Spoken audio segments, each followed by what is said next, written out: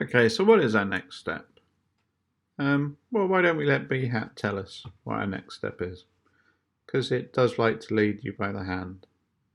So if I swap to my terminal and I run my little script again, just see what it tells us.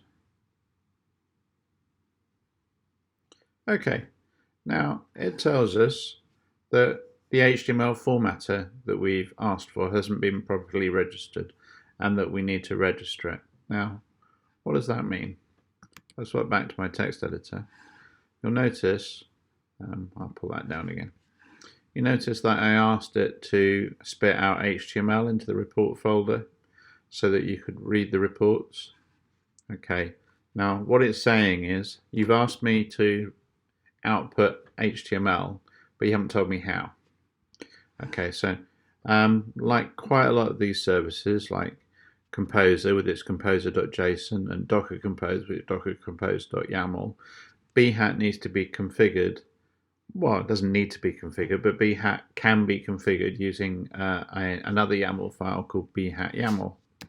So add a bhat.yaml file.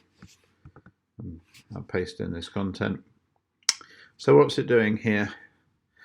Okay, it's saying that we've got a test suite which has got the default context with the feature context, and that the screenshots directory, if it does browser testing, is going to go into screenshots. What's it going to use for browser testing? It's going to use Bhat Mink extension, which was loaded earlier by Composer. It's going to use JavaScript. It's going to use Selenium. It's going to use the Chrome browser, the host that it's going to test on, and then what capabilities the browser needs to have, which is basically that it needs to be the latest version of Chrome. You can configure your test to have base versions, so you know if you have a minimum requirement of which version of Chrome is it going to test against. And then the bit that is throwing the error for us is the HTML formatter, which is this one here. Okay, so now we've configured it from the documentation. We can now save that, swap back to our terminal, and if we run it again,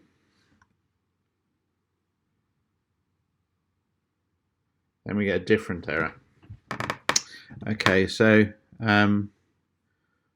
it's read our feature, say hello world, in order to feel welcome the world should be greeted as it loads the page, but then it says our construct function didn't expect any parameters. Okay, so what does that mean? So if we go back, I'm just going to clear that. If we go back, then we swap back into our Bhat YAML, and here it says that we're passing some parameters to our feature context.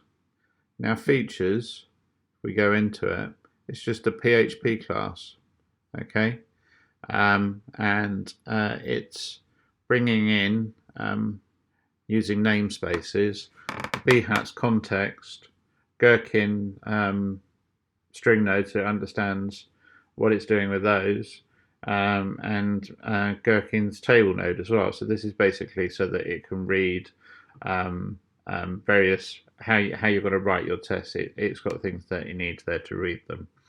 But this is the important bit. The public function is expecting a parameter now because we've told it to in our config file, and the parameter expecting is the screenshot directory. So if I go back into my feature context and I say that it's expecting a screenshot directory, just if I open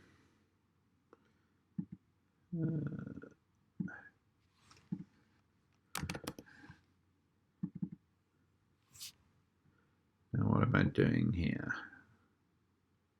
Yeah. Yep.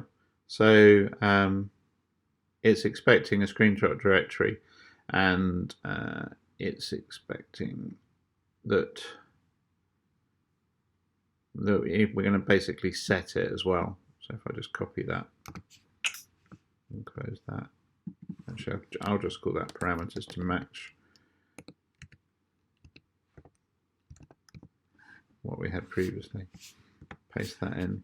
So it's saying that this dot parameters is if set parameters screenshot directory, then this screenshot directory equals parameters screenshot directory. So it's just a basic setter. Okay. And just check something else.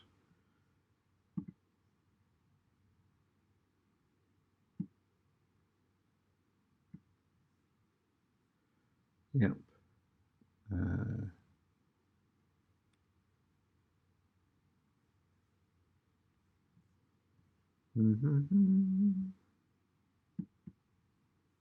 Close that. Close that. Close that. Close that. Close that. Close that. So yeah.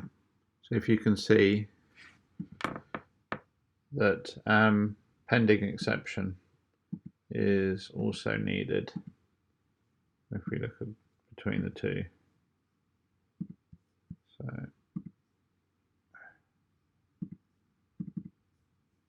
I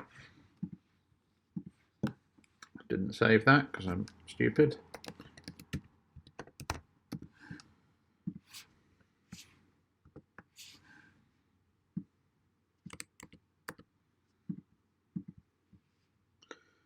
So now if we go back to our, as you noticed, I haven't put that pending exception because I'm a great believer in having your test fail one at a time until you get it to pass. That's what it's saying about you get it a failing test until you get a passing test. So you're doing it step by step by step, failing all the time. Every time you fail, you write a bit of code to make it not fail. So at the moment, we haven't even got to testing our feature. At the moment, we're still in setup. But the process of test, fail, test, fail, test, fail is how you progress. So we're going to run it again.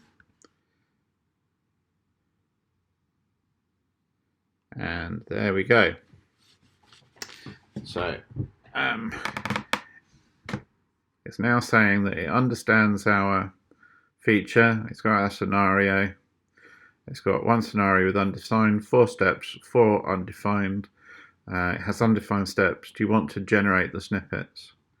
And then you're going to say you want to generate them in the feature context. I'm going to press 1, and then see what I was saying about that previous one about pending exception. So feature context is define them with these snippets. Okay, so it's saying that we should put those into our file, but there's a little trick, and I'll show you that little trick in just a second.